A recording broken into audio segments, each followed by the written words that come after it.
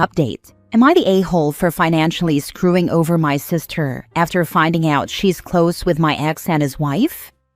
For the first part of this story, click the link in the description. This will be my first and only update. So I spoke to my sister again. She apologized for reacting that way the last time, also for keeping it from me all these years. She said she didn't tell me because she knew I would ask her to choose, and she didn't want to be in that position. She said she never wanted to hurt me, but at the same time, she couldn't bring herself to walk away from the people who had been there for her. She said it never felt fair to cut him off completely. Growing up, our parents were barely around. They were always busy with work, and for a long time, it was just me and my ex who were actually present in her life. He was like family to her. Then she brought up the accident she was in around 5 years ago. I knew about it, of course. She had multiple fractures, hematomas, and internal bruising. She was in the hospital for a while and bedridden for weeks. I always assumed our parents were taking care of her. I never asked, and I never really checked in. I was too busy trying to manage a recent divorce, a small child, a career, and whatever was left of my mental health. She said it was my ex's wife who stepped up. She took her to every appointment, picked up prescriptions, brought food, helped her move around, stayed with her when she couldn't be alone. And at one point she said, "I know it hurts you, but she was there. He was there. You weren't. You didn't even come to the hospital. I thought I was gonna die and you didn't even show up." She cried while telling me all this. She said she still wants a relationship with me, but she's not going to cut them off. She also said she's fine with me not helping her with the loans anymore. She's planning to get a part-time job and figure it out herself. She told my ex and his wife about our conversation. Apparently, they offered to help her financially, but she turned it down too. I just listened. Then I told her she's free to do whatever she wants, and so am I, and to never call me again. So that's where we are. Haha, you didn't even ask if your sister was dead? With family like you, who needs enemies? I had a 5-year-old, a full-time job, and a brain that was barely holding it together. I texted her, but no, I didn't go to the hospital. I assumed our parents were taking care of her. I was wrong. I'm not defending it. Nothing in her explanation excuses or addresses why she would befriend the woman your ex cheated with before her accident. She said they weren't friends before the accident. She was cordial to her. They only became close after the accident. You still weren't the a-hole though, in case you wondered. Exactly. Sister wanted to find a way to excuse her betrayal by putting it on OP. This woman must take great pleasure in luring a husband and sister away from OP, getting them both to deceive her, whose family she helped destroy. So you were left cleaning up the mess that your ex and his hoe created. She steals him, then comes for your sister? Nah, this was a calculated move on the side piece's part. I'm glad you cut your sister off, and shame on your ex and affair partner. They know what they're doing. Hope your sister thinks it's worth it. Absolutely agree with you. This wasn't some random coincidence. It was calculated and messy from the start. Cutting off your sister was the right call. Anyone who disrespects you like that doesn't deserve a seat at your table. Let them enjoy the chaos they created. You did the right thing. Next story. Am I the a-hole for only wanting a relationship with my grandson and not his half-sister? I'm 55 female, lost my daughter Amy to an accident 2 years ago. Amy was married to Daniel, and they had my grandson Kai together, who is now 8. Daniel met his current partner a year after Amy died, and they welcomed a baby in May of this year. Ever since the birth of his daughter, Daniel has had an issue with us wanting time with just Kai. Daniel was upset when we didn't go to his and his partner's baby shower. He was upset we bought nothing for his baby, and he was even more upset when we didn't come to the hospital to meet his baby. We were taking care of Kai while Daniel's partner was giving birth, and Kai wasn't even allowed per the rules of the hospital. Daniel still expected us to take turns visiting his child, who he called our newest grandchild. My husband and Daniel had a conversation about that title and the expectation that his new child was our grandchild. He told my husband he didn't see why Kai should be the only kid to get grandparents, and he said we only had one child and one grandchild, so we should be happy to have even more grandchildren from him and his partner. My husband told Daniel we would be nice to his daughter when we saw her, but Kai was still our only grandchild. Daniel threatened to stop us from seeing Kai afterward, and then he did some research and learned we would have a case for grandparents' visitation if he did this. So he has been attempting to force his partner and daughter into our lives more regularly, in an attempt to make us treat them like a daughter or daughter-in-law and granddaughter. Last week, Kai told me he misses spending time at our house and having sleepovers. Even before Amy died, we would have him overnight, etc. Now it's Daniel's whole family when we see Kai, and he attempts to make us focus only on Daniel's daughter. I asked Daniel to consider a sleepover for Kai soon, and he asked me why I wasn't making the offer for his daughter. I told him Kai is my grandson, and I care very much about maintaining a good relationship with him. Daniel asked me if I only wanted a relationship with Kai and not his daughter. I said yes. I told Daniel that he needs to understand that Kai is Amy's, and she was our only child, and we already lost her. He told me it wasn't fair, and he released a lot of frustration, which I sat and listened to. Then he told me, "Fine, I won. Kai wants to be with us without the rest of them anyway, so we win." He then told me he hoped I could live with myself when his daughter and any future children felt like crap, because they weren't good enough in our eyes to be our grandchildren too. I felt he was unfair, but he made himself perfectly clear that he felt my husband and I were not good people. He did bring Kai for a sleepover all weekend, which Kai loved, and he spent the day at our house yesterday too. But again, Daniel let it be known he felt my husband and I were not good people. Am I the a-hole? I have a half-sister, but the only grandparents we share are on our father's side. She doesn't have a relationship with my mother or my mother's side of the family, and while I have a relationship with her mother, since her mother is my stepmother, I don't have one with my stepmother's relatives. And that's perfectly fine with everyone involved. I'm not biologically related to them, so I'm not their responsibility. It's all about personal relationships. People connect differently, and it's okay to have boundaries, especially after such a profound loss. Exactly, and relationships that happen organically and aren't forced are the ones that thrive. Not the a-hole. Does his new baby not have other grandparents? Even if it doesn't, that's not your responsibility. Your grandson may have extra grandparents, but he has lost his only mummy. No other grandparents involved, but she does have an aunt. Well, there's your answer. They want all the things grandparents provide. Babysitting, free stuff, babysitting, babysitting. Did I mention babysitting? And yeah, to a degree I get it. Not having really any outside help and 2 kids, that's a lot. But also, any potential chance he did want to develop that type of relationship with you guys has been dashed by him trying to demand and force it. Doesn't work like that. Set up a trust for Kai and make sure you document everything.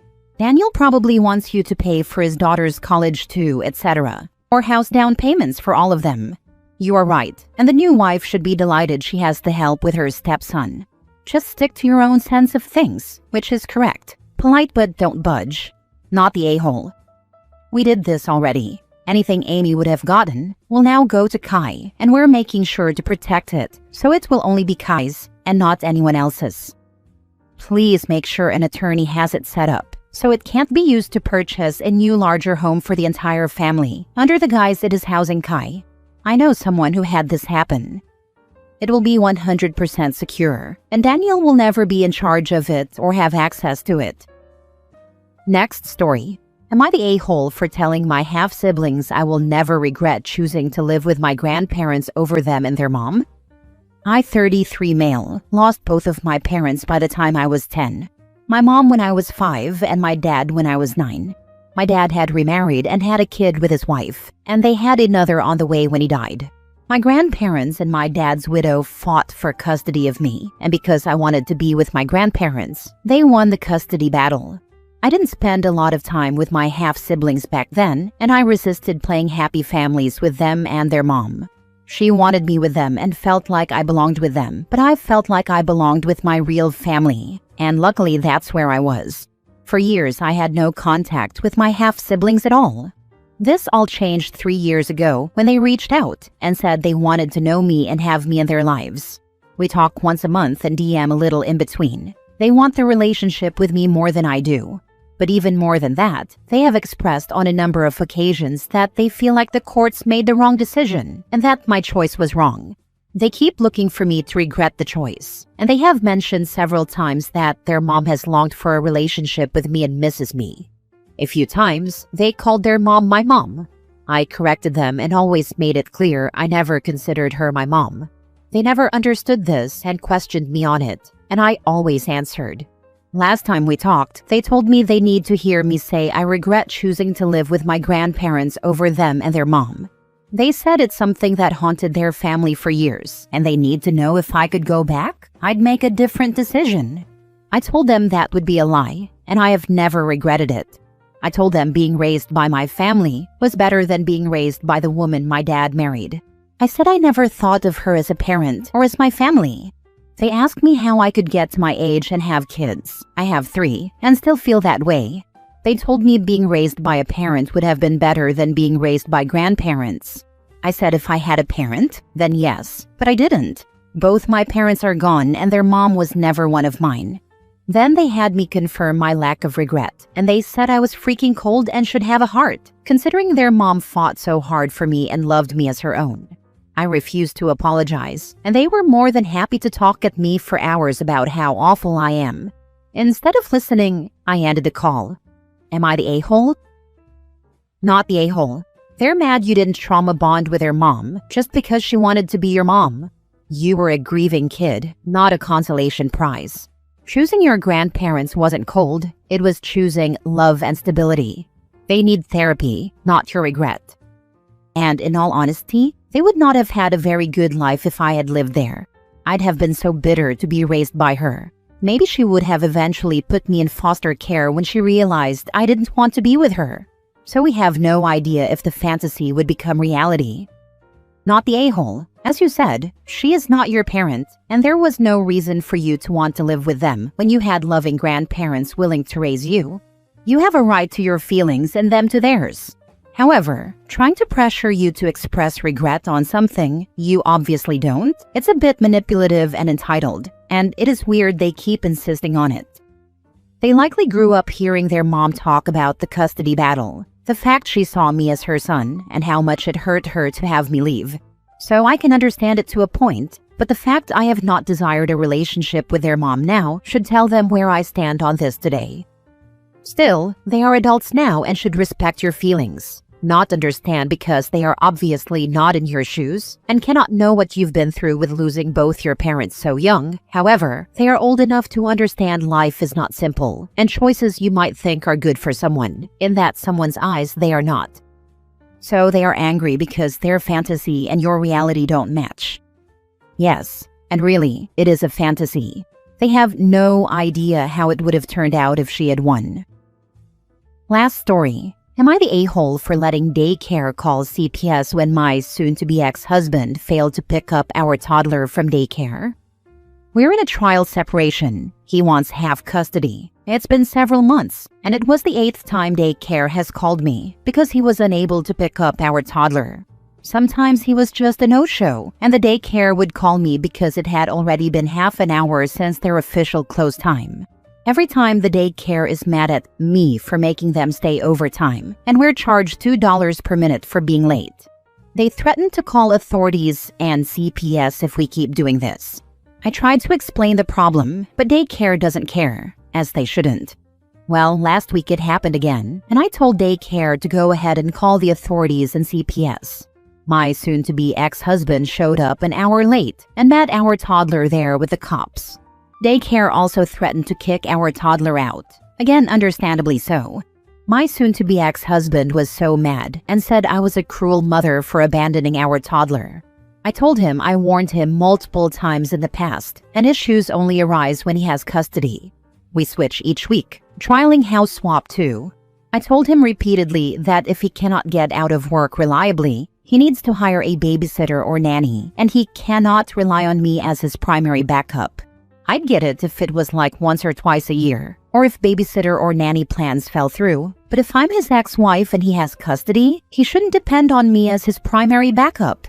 And I also felt bad about leaving our toddler. But if we separated, this would only keep happening, and I felt short-term pain might be worth the long-term gain.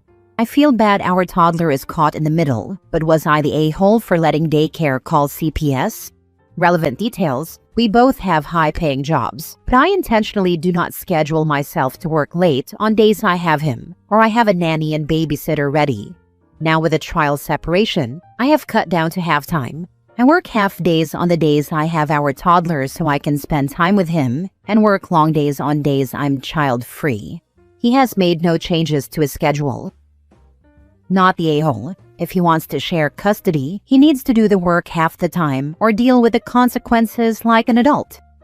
Can't play weekend dad and expect full credit parenting. Share the kid, share the responsibility, or don't bother. Exactly, but if he's like this, chances are he's only insisting on shared custody to get out of paying child support. Please be careful that you don't screw yourself over with this. Yes, your soon-to-be ex should have consequences for failing to care for your son by not picking him up from daycare during his parenting time. However, you may not be helping yourself on the upcoming custody battle by telling the daycare to go ahead and call CPS.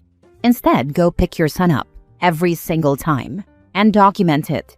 Ask the daycare to call your soon-to-be ex before calling you and to keep a record for you of how many times he has to be called because he is late or no shows.